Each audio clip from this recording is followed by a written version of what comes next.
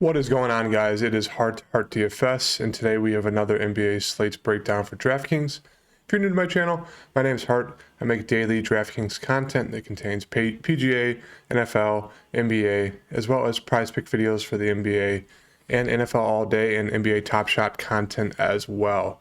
So thank you guys for all the love, all the subscribers, all the likes, all the comments. If you're new to the channel, please do all that for me. I do greatly appreciate it. We're on the road to 200 subs, and let's get into yesterday's lineup and kind of go over where I started and kind of my route of the little lineup review. Before we get into that, if you guys could head over to my Twitter at HeartDFS, follow me there. Really trying to engage with you guys more. As you can see, I commented on both of my videos saying, tune into my Twitter for more prize pick picks, as well as my thoughts on how to attack the slate with all the news. I said, quickly Barrett, Sims from the Knicks, Slivers from Detroit. But I think the key to today's slate is making a lineup with 2 or 3 star stud players, Tatum, Trey, Levine, for example, and putting in the OKC Utah, favor the Utah starting 5 or the Sun starters. And then tweeting my core, Levine, Tatum, Trey, Clarkson, Simpson, and Sims. And so, yeah, follow me on Twitter. I'll be doing that daily for you guys, especially with these last 2. I think it's 2 games left of the season. It's very pivotal to keep your eye on the news. And this is kind of the route I went. So I went Trae Young. As I said, I wanted to pay up for 3 stars. And so I went with Trae. They kind of blew out Washington. So, he did well. Could have done a little bit better, but 50's not bad, especially 28.3 ownership. Jordan Clarkson, obviously chalk due to them resting Donovan Mitchell. You kind of wish he did a little bit better. He did get a lot more assists, which is not really Jordan Clarkson-esque. But it's one of those things where you pretty much had to play him at 45%. He didn't break the slate if you didn't play him, but he did pretty well. Zach LaVine, the Bulls are brutal. They suck. I'm a Bulls fan, but they suck. I hope they get swept in the first round of the playoffs. They don't even deserve it. 7.6K, 6% ownership, 16.5 fantasy points. 7 points, 2 rebounds. Why play Zach? Why play? If he has 30 more fantasy points, kind of goes for a normal Zach game, that puts me in contention to win good money. And then if campaign does anything, I could be, taking down a tournament. I'm not going to be one of those guys, I should be taking down this tournament. But, Zach LaVine gets you 16.5 fantasy points at 6% ownership in a great spot against Boston. They get blown out. Tatum could have done better if the game was close. It was on triple-double watch. But anyways, Horde, 30%. Absolute beast for some reason, 5K. I told you guys, it's key to playing some of those Thunder guys and Utah guys. Sims, I don't know why he was so low owned. He's a great rebounder. Got the start because Mitchell Robinson was out. Even if this game did blow out, he was going to play minutes. Got a double-double, 38, almost 40 fantasy points at 3.4% ownership. Great call right there. Campaign, unfortunate. They were down 30 after the first quarter, I believe. Played the second quarter and then didn't play at all in the second half. So really got screwed there. 26 fantasy points. Didn't kill us, but didn't help at all. Tatum, extremely low owned. Don't know why people didn't want to go to this Boston and Chicago game. 4.4% ownership, 48 fantasy points, almost triple-double. If this game is close, I could have done extremely well just between Tatum and Levine and how low owned they were. And then Xavier Simpson, just another Thunder guy. As I said, you had to load up on those Thunder plays in my video from yesterday. 4 points, nothing too great there, but 11 assists, 3 rebounds, 3 steals, 28 fantasy points. So I did win a little bit of money, but nothing too crazy. And let's get into the contest for today. We got my fantasy golf right there so far. Let's go to the lobby. Hopefully, I'll have some good news about taking down the Million Maker in golf this weekend. But let's get into it today. For today's slate, we have a 7 gamer. I'm sure there'll be more blowouts and more BS we have to deal with, but oh well. First game of the day, we have Orlando. Mobamba, 6'9". Looks like a decent tournament play. Should like play close to 20 or 30 minutes, even in a blowout. Kind of had a ceiling game yesterday, 6 blocks. Obviously, I don't really expect that to happen again. More along the 35 to maybe 45 fantasy point range if he does well. But it is a tad bit risky just because of the blowout risk in this game. Fultz 5-2 got the start. Only played 24 minutes. I don't know if we can expect much more than that. Let's look at this right here. Yeah, I don't really believe they'll push the limit with Fultz, coming back from the injury. He's been playing for the past, almost a month and a half, getting close to that range. And with like 2 games left in the season, I don't think they're going to want to throw him out there for 30 plus minutes just because of the injury risk. So I don't know if you have to go to Fultz. He's a good point per minute guy, but at 5-2 in this spot, I just don't think it's worth it. Chuma, not for me. He will play 30 minutes. He's just scoring dependent, been playing terrible. Mo, if there is some blowout run, should see about 30 minutes. Decent point per minute guy. Don't mind going there at 4-6 because I do expect this game to possibly blow out. And Charlotte is a little bit small, so maybe if Mobamba's not doing well, they'll give Mo a little bit more run. Jalen Suggs is back. They only played him 18 minutes. I think you expect the same, maybe 20, 25 at most. 4-3 is not bad, but with those minutes, I just don't think you get to go there. RJ Hampton's been brutal, playing 30 minutes. Maybe this is the day he actually shoots well. Who knows? But I think it's forced if you go there. Kennedy is going to play 25, maybe 30 minutes. Not the highest usage guy. If you just want to take a dart throw shot that maybe they give him an extended run, you can. And then Iggy is probably my favorite player. Iggy should play about 30, if not closer to 35 minutes. As you can see, the past 2 games got the start because Franz is out. Not the best point per minute guy, but can do a little bit of everything. Can score the ball decently. Is not afraid to get 2 boards or assists. So I don't mind it at 3,500. I think he's my favorite play on the Orlando side. Charlotte side, love the matchup for all these guys. It's just that risk of this game blowing out. So LaMelo looks great at 9-2. Bridges looks great. I mean, they should all see hopefully 35 minutes if this game stays close. And Rozier as well. His price has really come down. Hasn't had a high scoring game, honestly, in the past month. So if you want to take that shot on Terry Rozier in a tournament setting at 6,900 against Orlando, I think it's, a good call. So all 3 guys at the top look great for me. PJ Washington, I don't think he could do it. Gordon Hayward's doubtful. The other guy I would take a shot on is maybe Kelly Oubre. Maybe he comes off the bench and has one of his classic Kelly Oubre games where he hits 7-8 threes at 3,700 and really helps you out. Otherwise, I don't think I'd get to anyone on the bench besides maybe Kelly, maybe Cody Martin. Not a bad point per minute guy at 3,600. But it's pretty much just, maybe taking a shot on these top 3 guys for Charlotte with the edge to Terry Rozier and just hoping this game stays close or that they just play their starters. I mean, Charlotte does need a win, so maybe they'll play him at least into the 3rd, maybe even the 4th, but, keep an eye out on that. Same with this game. Boston, obviously, this should be a really good game, but Boston's on a back-to-back. I think they played okay, so they're on a back-to-back. I thought it was maybe 3 days in a row, but great game environment. Should be a great game between these 2. Tatum and Brown look priced right for me. Don't mind getting to either one of them, especially Tatum as your pay up. I'd maybe prefer Brown. He's been pretty good at getting rebounds and assists recently. Scoring obviously really well. Should do pretty well in this matchup against Boston. So I do really like both of them at the top. Horford, of course, when he starts getting his run against Miami, let's get 6 points. Then he goes for 17, 10, 17. He's a bum. Don't play him at 7,200. Don't go there.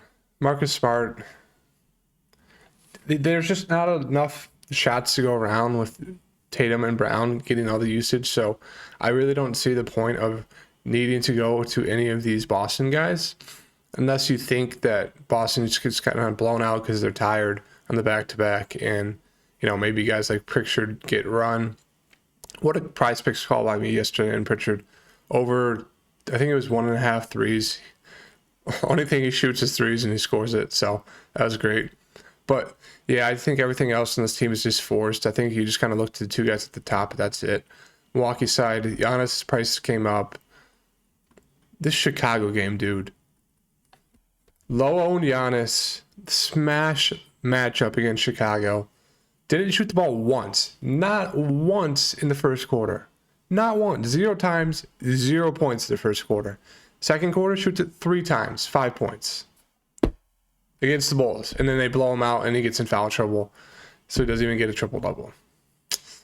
But obviously a great spot for Giannis. 12-1. Price is up there, but I'm sure there'll be news today, like there has been the past few days, of some team resting all their guys and playing the G Leagues. So it's probably going to be another day of playing some very low salary guys and just jamming in 2 to 3 stars, and Giannis could be one of them. Great spot. Drew Holiday, been playing well recently, getting a bunch of assists, but I'd say he's an okay play. Same with Chris Middleton at 8-2. I'd maybe prefer Middleton just because he has a higher upside when it comes to points, but I just don't really think anyone else on this team is worth it. You know, Brook Lopez randomly had an amazing game against Chicago. Don't think you can expect that, but you just want to take a shot on Brook. Maybe, it's nice to see his minutes go up even in that blowout. I mean, they did have Vooch, so maybe they want him to guard Horford, even though Horford's not as good as Vooch.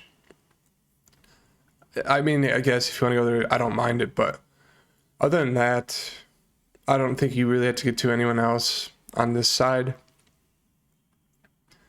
Philly, Toronto, another great game. Joe, MVP Joe, 12K. Been unbelievable this season, past 2 games. If you want to play him, great. I mean, I don't know how Toronto's going to stop him. Harden, 10-2. Now, this is a spot really like Harden. Obviously, he's not shooting the ball a ton because he doesn't need to. Joe has been carrying the team. But this is definitely one of those games where I can see Harden having his classic, 30, 10-10 game. So I really don't mind going to Harden at 10-2. I think he'll be low owned in this matchup against Toronto. Tobias has been playing well recently, taking some shots away from Harden. I don't know if I can chase that. Tyrese Maxey had a great game last game, which is, kind of out of nowhere. He's been playing really bad recently. So if you want to take that shot, maybe he has back-to-back good games. You can, but don't know if I'll go there. Thibault is out. He's not vaxxed, so he can't go across the border to Toronto. So maybe the guys like, where is he? Where's Dusty?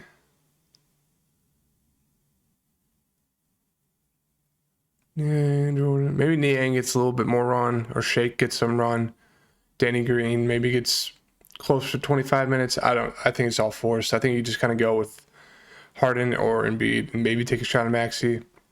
Toronto side, Pascal's been playing amazing at 9-5. Great game last game. Not the best matchup against the Sixers, but if you want to use him as a pay up for today, I don't mind it. Van Fleet is the guy I have interest in at 7-8. He played 36 minutes. He should see closer to 40 minutes. Shot the ball 21 times. 12 3-pointers. Didn't score the ball well. Really like this bounce back spot against Philly. Scotty Barnes. Been playing well, but don't know if you have to go there. Gary Trent, just scoring dependent.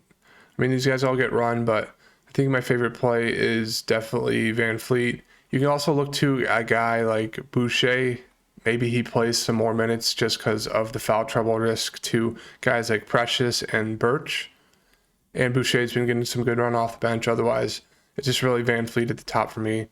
San Antonio, Minnesota.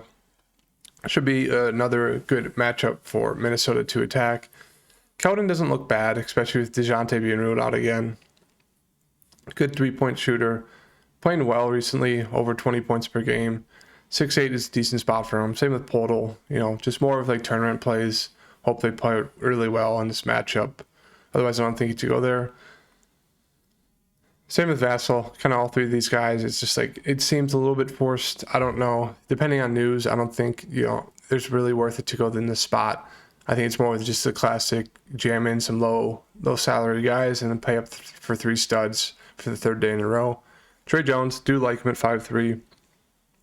Price is coming up a bit, but as you can see, he does have upside, into the 40s if he's, shooting the ball well. He's going to get you at least, 6, 7, 8 assists, playing the minutes. So do you like Trey Jones at 5,300 again? Jason Richardson, or Josh, sorry, is playing okay, score independent. Zach Collins, as I always mention, his minutes have been up there, which is nice to see. 25 minutes last game. It was a blowout in the fourth quarter. I know it's pretty close until the end of the third into the fourth.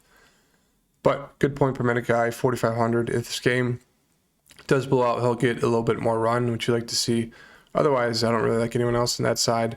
Minnesota guy, love the 3 at the top. Russell should get a little bit more ball handling duty with Pat Beverly most likely being out. So I do like Russell at 6,800 a little bit. Love Cat. Podol is a pretty good defender, but I think Cat is just in a smash matchup against the Spurs at 9,600. Same with Anthony Edwards. Don't really know who's going to guard him. He's been playing well recently, so like all 3 at the top. You can take a shot on a guy like... Did Noel get any... No. I mean, if Jalen gets minutes, he's going to score really well. He's a good point per minute guy, but he's just not getting those minutes, even with Pat Bev most likely being out.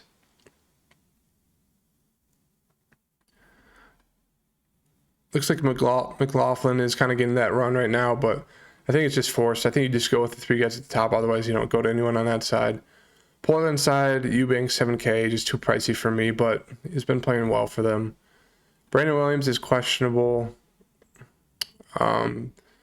It's just one of those things where Portland's playing 10 guys. Keon Johnson had the monster game from the last game, 41.5 fantasy points. I did mention him in my video, said he's, a score first guy, but he did end up playing well.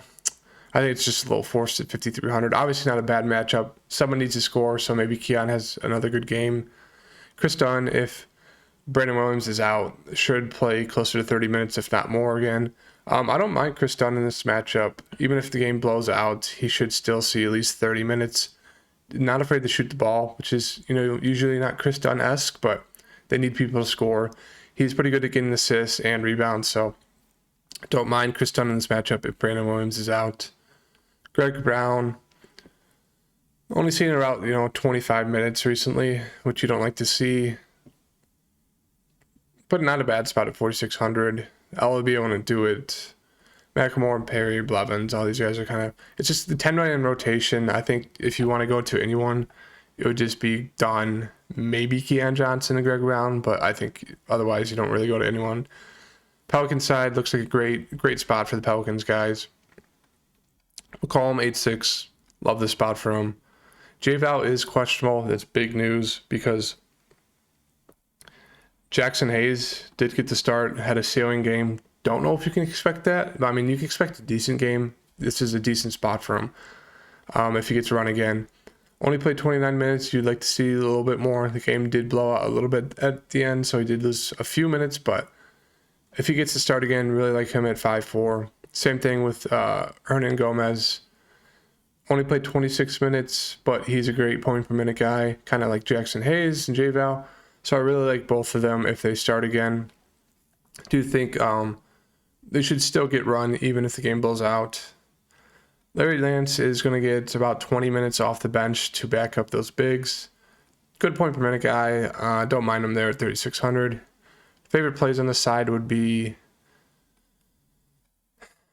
I think you kind of got to go one of the 2 at the top, Brandon or CJ, just because they're going to be the leading scorer, and then go to at least one of the bigs, Hernan Gomez or Hayes, or at least both. They're at that price, especially Hernan Gomez at 3,900, where it really won't hurt you at all if you go both of them. And Jackson Hayes is power forward eligible, so that's great to see.